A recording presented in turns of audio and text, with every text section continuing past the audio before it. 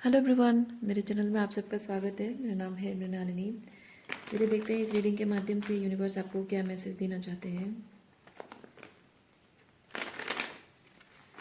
Dear universe, thank you for your grace, thank you for the love, thank you for abundance, thank you for healing, thank you for transformation, thank you for clarity, thank you for validation, thank you for guidance, thank you for protection. Dear universe, thank you, thank you, thank you.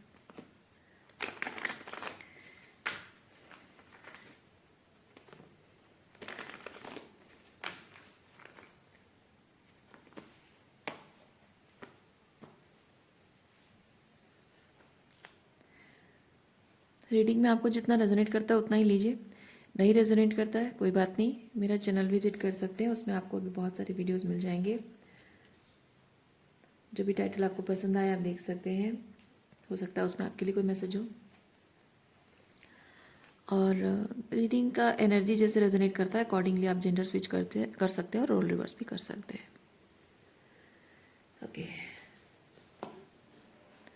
Clarity नहीं है किसी बात को लेकर, और clarity इसलिए नहीं है क्योंकि जो सच आपको बताया जा रहा है वो सच उनके हिसाब से उनके फ़ायदे के लिए है।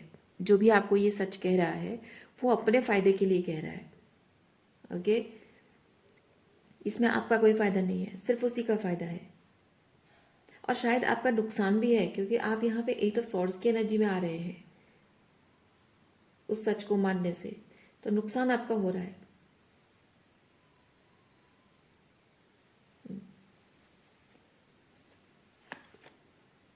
क्वीन ऑफ वॉन्ड्स, कोई बहुत ही चालाक मैनिपुलेटिव एनर्जी है, कोई बहुत ही लालची लुमड़ी एनर्जी में फील कर रही हूँ। पैसा पैसा उसके लिए बहुत मैटर करता है। पैसों के लिए ये इंसान पैसा, स्टेबिलिटी,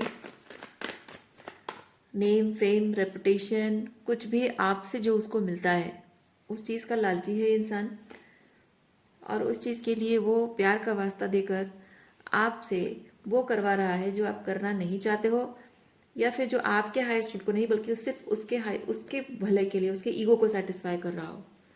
उसका हाईएस्ट गुड भी नहीं कहूँगी मैं, सिर्फ उसके ईगो को, उसकी ज़रूरतों को सेटिस्फाई कर रहा हो।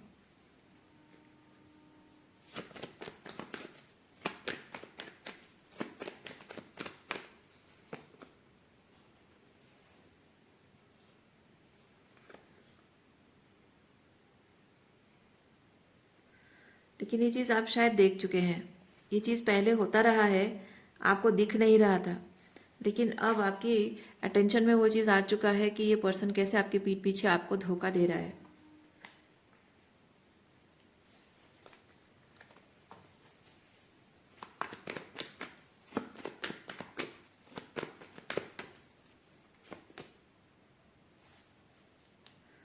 फाइव ऑफ सॉर्ड्स, शायद इस बात को लेकर आप दोनों में लड़ाई झगड़ा भी हुआ है, बहस हुई है, आर्ग्यूमेंट।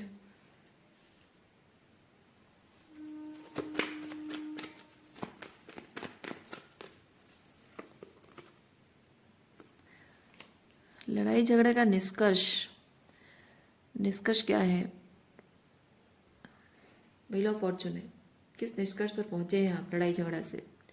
व्हील ऑफ फॉर्चून में पहुंचे हैं। व्हील ऑफ फॉर्चून क्या चीज़ है देखें।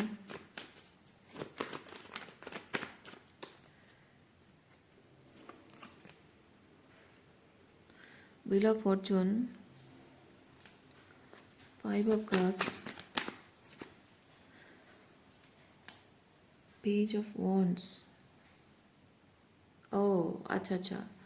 सो ये जो लड़ाई झगड़ा हुआ है उसके निष्कर्ष ये है कि किसी ने शायद किसी की गलती, किसी कोई कह रहा है कि मुझे मेरी गलती का एहसास हो गया है और मैं चीज़ों को बदलना चाहता हूँ, चीज़ों को सही करना चाहता हूँ। शर्मिंदगी, किसी को शर्मिंदगी का एहसास है कि उसने जो भी किया उस बात के लिए वो शर्मिंदा है और अब चीज़ों को वो बदलना चाहता है।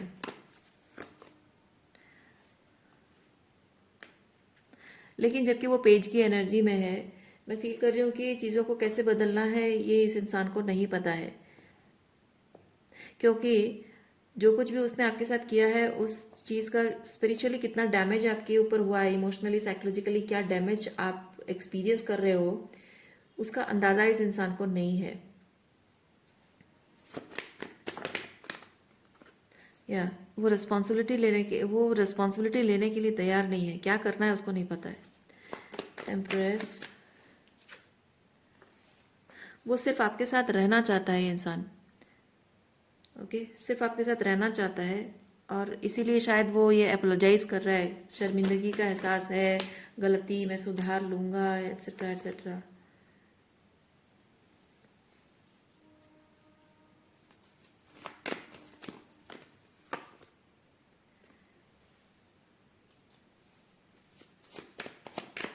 ये पर्सन आपसे एक सेकेंड चांस चाहता है, बेगिंग फॉर सेकेंड चांस।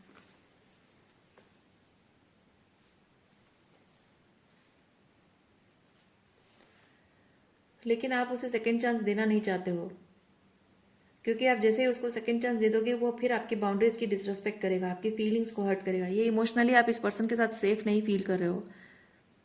शायद आप यही चीज़ उसे कम्युनिकेट कर रहे हो कि नहीं, मैं इमोशनली तुम्हारे साथ सेफ नहीं हूँ और मैं तुम्हें सेकेंड चांस नहीं दे सकता हूँ या नहीं दे सकती हूँ।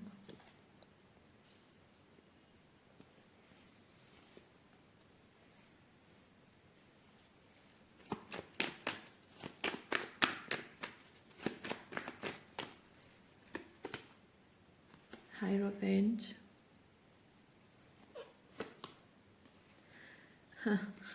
यस, हायरोफेंट देखते ही मुझे समझ में आ गया था। हायरोफेंट विद द डेविल, रिश्तों का वास्ता देकर, रिलेशनशिप का वास्ता देकर आपको मैनिपुलेट करने की कोशिश की जा रही है।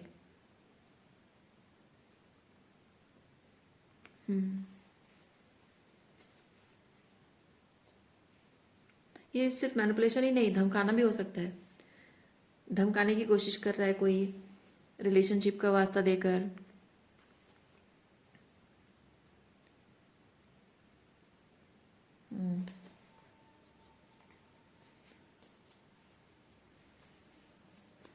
यूनिवर्स आपको इस सिचुएशन के माध्यम से क्या बताना चाह रहे हैं? यूनिवर्स इस सिचुएशन के माध्यम से क्या बताना चाह रहे हैं? यूनिवर्स इस सिचुएशन, ये जो भी हो रहा है उसके माध्यम से आपको सिर्फ बताना चाह रहे हैं कि टावर फॉल हो जाना चाहिए, यानी कि ये रिलेशनशिप जो है ये एंड हो जाना चाहिए। यहाँ पे कोई भी ग्रोथ नहीं है और जितना ज़्यादा इसको संभालने की कोशिश करोगे उतना ज़्यादा आप इमोशनली, साइकोलॉजिकली, एनर्जेटिकली, स्पिरिचुअली आप ड्रेन होते जाओगे। इसीलिए बेहतर है कि इस सिचुएशन को, इस रिलेशनशिप को एंड कर दिया जाए, टावर फॉल हो जाने दिया जाए। रिलेशनशिप एंड होता है तो हो जाए, क्योंकि ये रिलेशनशिप आपके हाईएस्ट गुड को सर्व नहीं करता है। इसके एंड में ही आपका भला छुपा हुआ है। ओके, सिर्फ भला ही नहीं बल्कि आपकी ग्रोथ भी है, क्योंकि यहाँ ये होता है बहुत ही कंटेंट एनर्जी, फाइनेंशियली इंडिपेंडेंट भी है, बहुत ही कंटेंट है, ग्रोथ भी है, मन की शांति है, सुकून से आप जी सकोगे, सुकून से अपनी पढ़ाई पर, अपने काम पर, अपनी ज़िंदगी पर ध्यान दे पाओगे, अपनी मन बुद्धि आत्मा को हील करने में आप सुकून से काम कर पाओगे, कॉन्सेंट्रेट कर पाओगे। इसलिए इसलिए इसका ये टावर फॉल होना बहुत ज़रूरी है, क्योंकि स्पिरिचुअली जिस तरह से ये डैमेज जो भी आपके हुई है इस इंसान की वजह से, वो चीज़ हील होने में भी तो टाइम लगेगा ना। क्योंकि आप जो भी साइकोलॉजिकल इमोशनल डैमेज हुआ है, स्पिरिचुअल डैमेज हुआ है, वो आप हील करोगे, हील करने के बाद जाकर ये एनर्जी आएगी आपकी लाइफ में। ओके, ये ऐसे ही इमिडिएटली नहीं आएगा, हीलिंग करोगे तभी जाकर आपकी, क्योंकि ये जिस तरह एनर्जी में है आपकी वाइब्रेशन बहुत लो होगी, वुंडेड हो, तो हीलिंग नहीं करोगे, अपना हार्ट चक्र हीलिंग नहीं करोगे, तो फिर कैसे आप वो मैनिफेस्ट करोगे जो आप डिजर्व करते हो। क्योंकि आपका हार्ट चक्र हील होगा तो आप ऐसे लोगों से अपने आप को बचा पाओगे। ये पैटर्न ब्रेक करना है।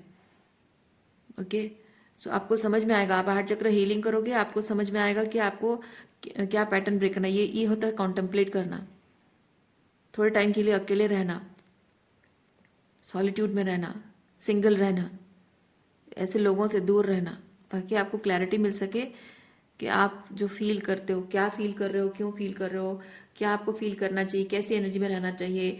जो आपकी नर्वस सिस्टम एकदम हाइपर एक्टिव है उसको काम डाउन करना है, आपको बहुत ही नॉर्मल कंफर्ट काम वाली फीलिंग में आना है। तभी जाकर आपकी वाइब्रेशन राइज होगी, आप अपने काम पर फोकस कर पाओगे, जो भी आप मैनिफेस्ट करोगे इस पर फोकस कर पाओगे। बहुत ज़्यादा ज़रूरी है।